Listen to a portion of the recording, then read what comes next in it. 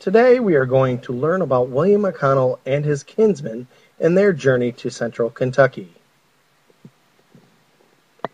The McConnell family arrived to the Americas in the Pennsylvania area and later moved to Virginia.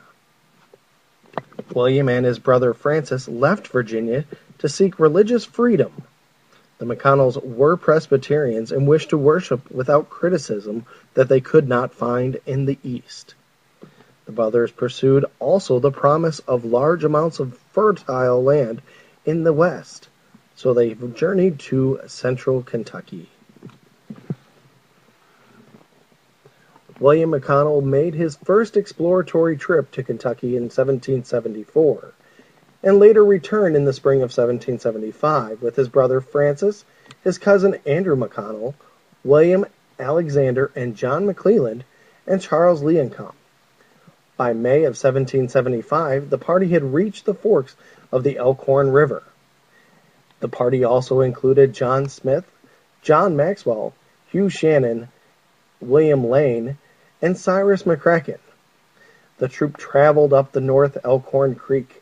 They had established camp and commenced on surveying the marking of the land and building crude improvements to the area, with intention to eventually claiming it under the Virginia land law. Completing their surveys on the northern Elkhorn, the party made their way to the middle fork of that river, which was the major tributary to the south fork of the Elkhorn that later was named Town Branch. William and Francis McConnell each claimed 400-acre settlements and 1,000-acre preemption that joined one another.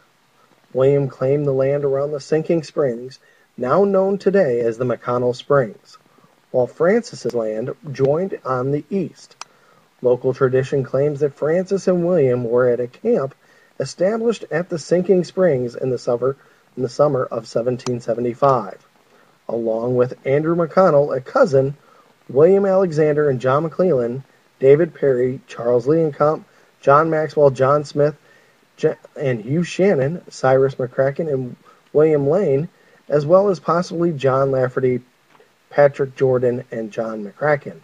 When the news of the first shot fired at the Lexington, Massachusetts, the beginning of the Revolutionary War, came to them from Fort Harrods, the group joined together and decided to appropriately name the town Lexington. Little did they know that it was going to become one of the gateways to the West.